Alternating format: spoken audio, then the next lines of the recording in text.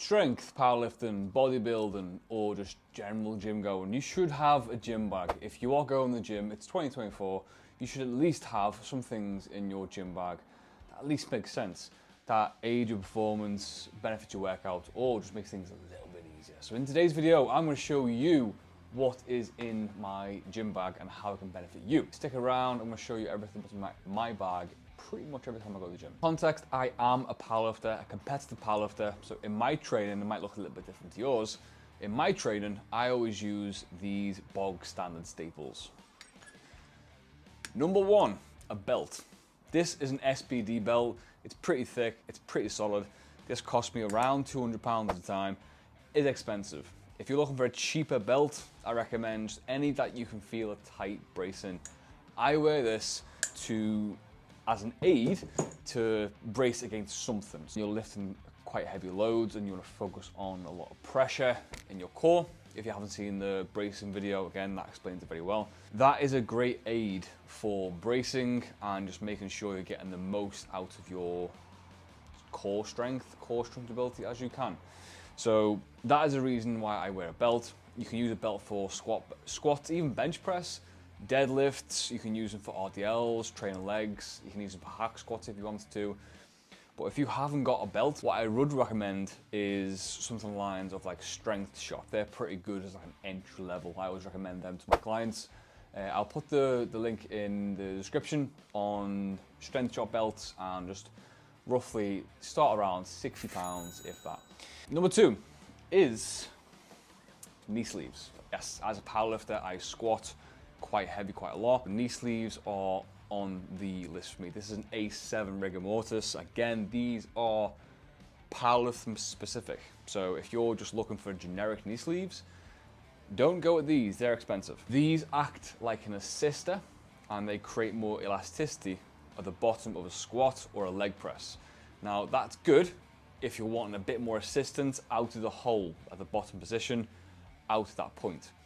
If you want to focus on shifting a bit more timber, definitely recommend this, guys. This is good. And just wash them every now and then because they tend to stink really bad. And these do stink really bad right now. I wore them today and they're quite wet. So after we have knee sleeves, chalk. This is a chalk bag. And I'm just going to get it out for you because it's a bit of a mess. Yeah, the little fragments you can see in here. Cool. Right, chalk. Just want to go up on a tangent here. Yes, this is great for grip. So if you're wanting to hold anything for a long duration of time, this just eliminates any sweat from your palms and that horrible clammy sweaty feel. You can get rid of that with chalk. Liquid chalk, again, it does cake your hand in some weird white liquid. Myself, I prefer powdered chalk. These are pretty cheap on Amazon. For barbell care, I would recommend against liquid chalk, just because it can ruin the barbells and then nail them and it can just cake it in a lot of crap. So I recommend powdered chalk. It's easy to wipe off and the gym owners might be a bit more appreciative of that as well. Next on the list in my gym bag are two things: training grips. I've got two types here. These are more like a flap-like grip, and this is actually bear grip. Again, Amazon, good find, pretty good standard. I would get these if you're wanting hold on to things better, such as lat pull down, RDLs, dumbbell RDLs, lunges, split squats, you name it. If you're holding on to something, stop stressing about your grip, start worrying about the exercise at hand. You will have a lot more better time with growth in that particular muscle area. Yes, you're not holding on to something for a longer time. If you want to focus on grip, don't do other things except grip strength and exercises. You know, suitcase carries, farmer's carries, etc. Don't wear these if you're doing them. But I would recommend them to anyone who is going to the gym, bodybuilding style training, powerlifting style training. Accessories, pretty good with them.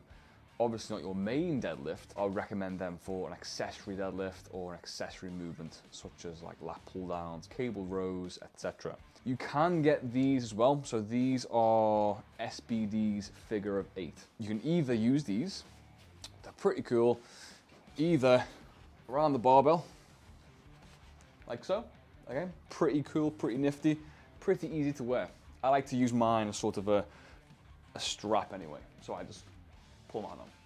All right, so that is figure of 8 straps. They're quite expensive, they're quite pricey, so would recommend these for a first time gym goer? No.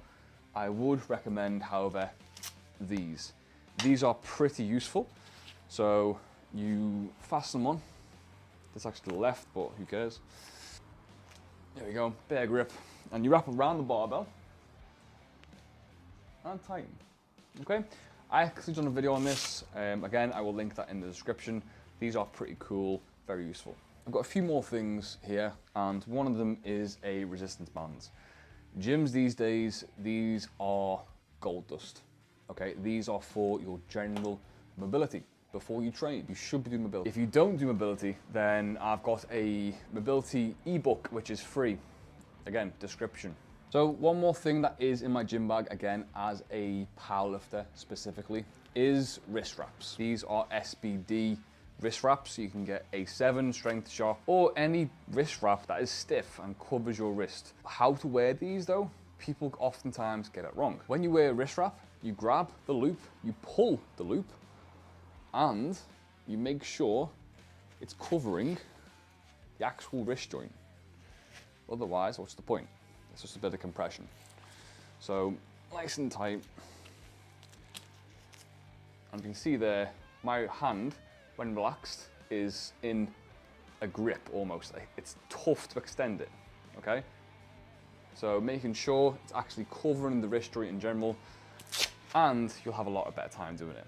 This is for things like squats, bench presses, things that require a bit more stability in that wrist.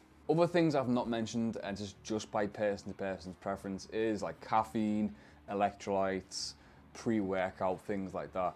And I just oftentimes leave that down to you. If you'd like to know any more info about what's in my gym bag, or if you want to just see what's missing, or any questions, pop them in the comments below. But as always, guys, it's lovely seeing your face, and I will see you in the next one. Stay strong. See you soon.